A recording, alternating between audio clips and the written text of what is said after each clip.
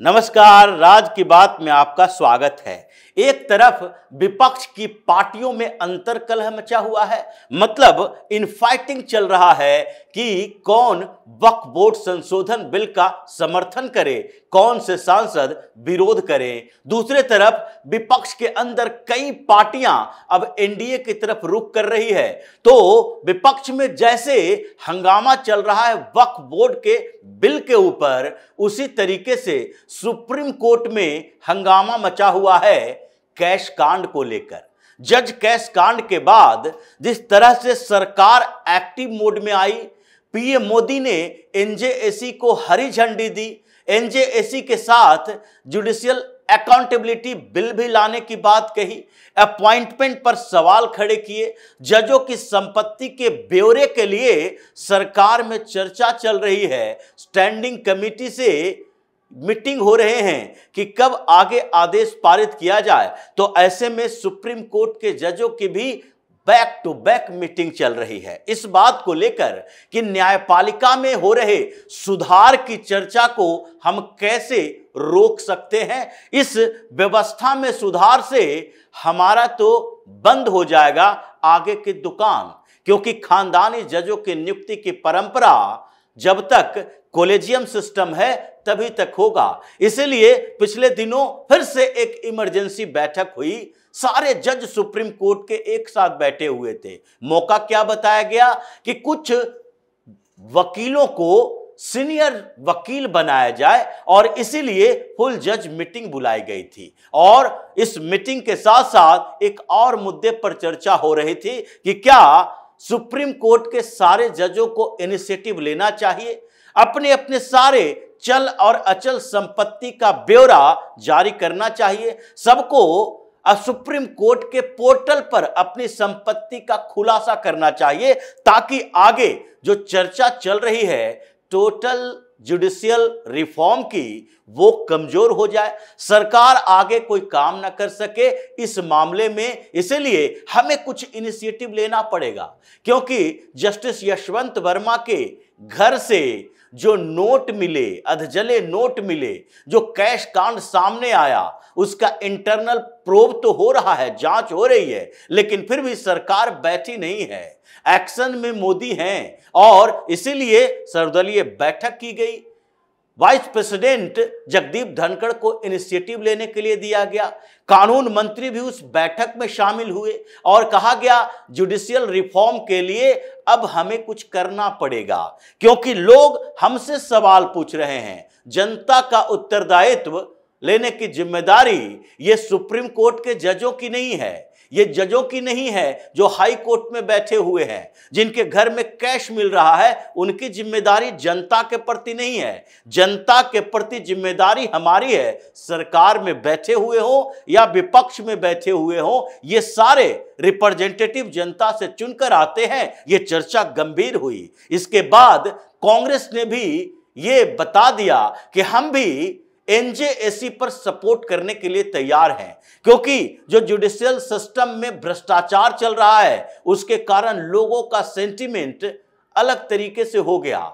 उनका मानना है कि सरकार भी मजबूती से कोई कानून नहीं ला रही है और दूसरी तरफ विपक्ष है जो सुप्रीम कोर्ट, हाई कोर्ट के जजों के साथ खड़ा है, सरकार को सहयोग नहीं कर रहा। इसलिए कांग्रेस ने सबसे पहले सहमति दी और साथ ही ये भी जोड़ा कि इसके अलावा अकाउंटेबिलिटी के लिए भी एक बिल लाया जाना चाहिए, यानी टोटल जुडिशियल रिफॉर्म की तैयारी होनी चाहिए। हमने तो एनजेएसी को 2014 में भी समर्थन दिया था, लेकिन इस बार कुछ और नए सुधार होने चाहिए ताकि जुडिशियरी पर उठ रहे सवाल के जवाब मिल सके, जनता इसको जान सके। लेकिन इस बीच पैरेलल सुप्रीम कोर्ट में भी मीटिंग चल रही है और इस बात के लिए कि अगर हमने कुछ सुधार नहीं किए, इनिशिएटिव नहीं लिए, तो फिर तो मामला गड़बड़ हो जाएगा। सरकार कोई बिल लेकर आएगी तो इस बार एनजेएसी को जिस तरह से पिछले बार जब 2014 में पारित हुआ, 2015 में सुप्रीम कोर्ट में गया,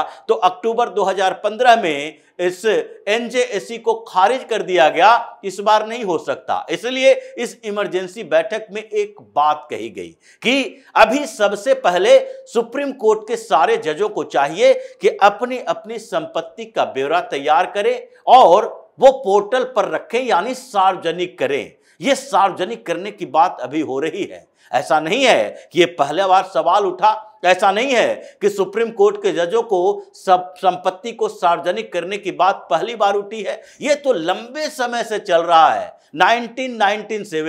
1997 में ऐसे ही फुल जजों की एक मीटिंग हुई थी। उस समय चीफ जस्टिस जेएस वर्मा हुआ करते थे।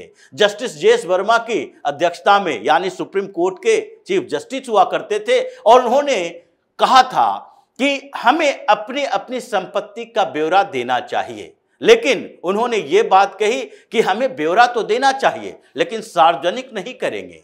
ये सार्वजनिक करने के बजाय हम चीफ जस्टिस के पास भेजेंगे, इसकी जानकारी देंगे, और यही परंपरा आगे भी चलनी चाहिए। अब ऐसे कोई स्वैच्छिक तरीके से था तो कई जज अपनी संपत्ति का ब्यौरा बंद लिफाफे में चीफ जस्टिस के ऑफिस में जमा करते थे, और वो लिफाफा खुलता भी नहीं था कभी, वैसे ही बंद पड़ा रहता था। किसी की संपत्ति के बारे में किसी दूसरे को भी पता नहीं है। इसी तरीके से आगे भी चला। 2009 में जब आरटीआई के ऊपर सुप्रीम कोर्ट के चीफ जस्टिस के ऑफिस पर यह बवाल उठा, बात चली कि क्या सीजेआई के ऑफिस आरटीआई के दायरे में नहीं आते हैं। ऐसे सुप्रीम कोर्ट के चीफ जस्टिस हमेशा ये बात करते रहे कि ये दायरे में नहीं आते। इसलिए दिल्ली हाई कोर्ट में आरटीआई के ऊपर ये मामला गया, और दिल्ली हाई कोर्ट के जज ने सीधे एक फैसला सुनाया जिसमें कहा कि सीजेआई के ऑफिस भी पब्लिक ऑफिस है, और पब्लिक ऑफिस होने के कारण आरटीआई के दायरे में आना चाहिए। फिर 2009 में यही प्रॉपर्टी का सवाल उठा,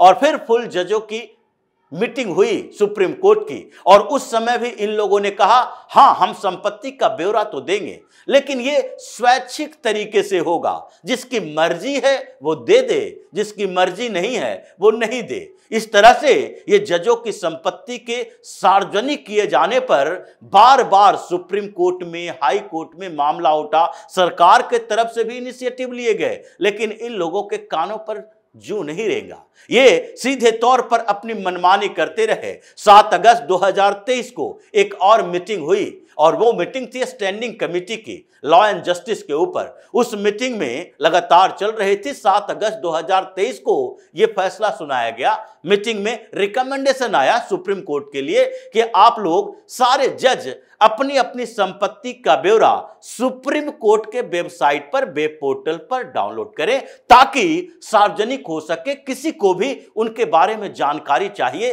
तो पब्लिकली वो जानकारी अवेलेबल होना चाहिए, क्योंकि सवाल उठते हैं कि सुप्रीम कोर्ट के कई रिटायर्ड जज जिनकी संपत्ति काफी बढ़ गया है, उनके बारे में सवाल उठ रहे हैं। और उसके बाद अब यह नहीं कहा जा सकता कि हायर जुडिशरी में करप्शन नहीं है।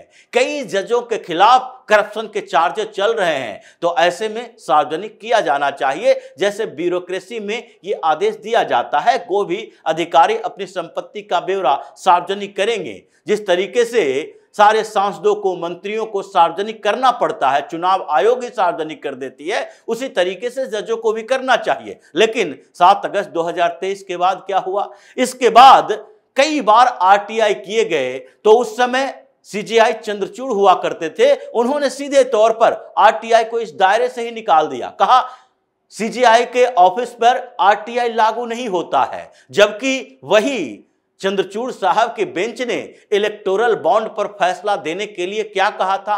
संसद का कानून जो इलेक्टोरल बॉन्ड पर आया है वो आरटीआई से क्लैश करता है, क्योंकि वो पहले आ चुका है। तो आरटीआई में सार्वजनिक करना होता है आपको सूचनाएं। इसलिए अगर इलेक्टोरल बॉन्ड पर पहचान छिपाई जा रही है डोनर की, तो ये आरटीआई से क्लैश कर रहा है, इसलिए इस कानून को खारिज कर दिया जाता है। लेकिन वही आरटीआई सीजेआई के ऑफिस पर इनकी संपत्ति की जानकारी पर लागू नहीं होता है, ऐसा तत्कालीन सीजेआई चंद्रचूड़ ने कहा था। लेकिन उसके बाद क्या हुआ? उसके बाद भी एक बात कही गई जिसमें से सुप्रीम कोर्ट के तकरीबन 21-22 जजों ने अपनी संपत्ति का ब्यौरा दिया, लेकिन उस समय भी चंद्रचूड़ साहब ने कहा कि यह स्वैच्छिक है, आप अपनी संपत्ति का ब्यौरा बंद लिफाफे में दे दीजिए, हमारे ऑफिस में जमा कर दीजिए, यानी सीजेआई के दफ्तर में, और वहां से वहीं पर सुरक्षित रहेगा,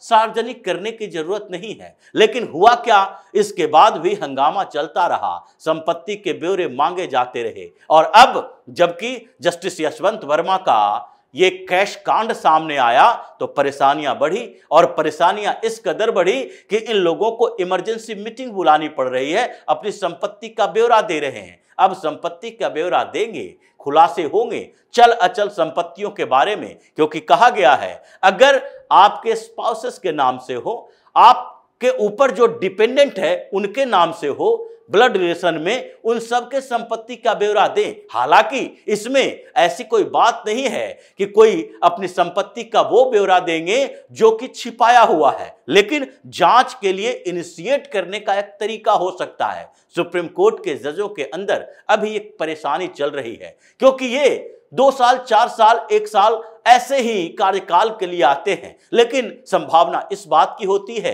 कि हाई कोर्ट से चलते हुए सुप्रीम कोर्ट में आए, रिटायर हुए, और उसके बाद हमारे जो अगली पीढ़ी के जो वकील हैं, सेकंड जनरेशन वकील, थर्ड जनरेशन वकील, ये सारे वकील जो इनके परिवार के हैं, उनके जुडिशियल सिस्टम में स्थापित करने के लिए, जजशिप दिलाने के लिए अच्छा मौका होगा। लेकिन एनजेएसी के आते वो सारी चीजें बिखर के रह जाएगी, खानदानी जजों की परंपरा खत्म हो जाएगी। इसलिए आनन फानन में लीपा पोती चल रहा है सुप्रीम कोर्ट के अंदर, ये दिखाने की कोशिश कि देखो हम खुद से सुधार कर रहे हैं। ये सुधार की कोशिश नहीं है, बल्कि एक दिखाना है, जैसे विपक्ष के नेता, सांसद ये दिखाने की कोशिश कर रहे हैं कि देखो हम वक्फ बोर्ड के बिल पर हम मुसलमानों के अधिकारों की सुरक्षा के लिए काम कर रहे हैं, जबकि इनकी पूरी पॉलिटिक्स वोट बैंक की पॉलिटिक्स है।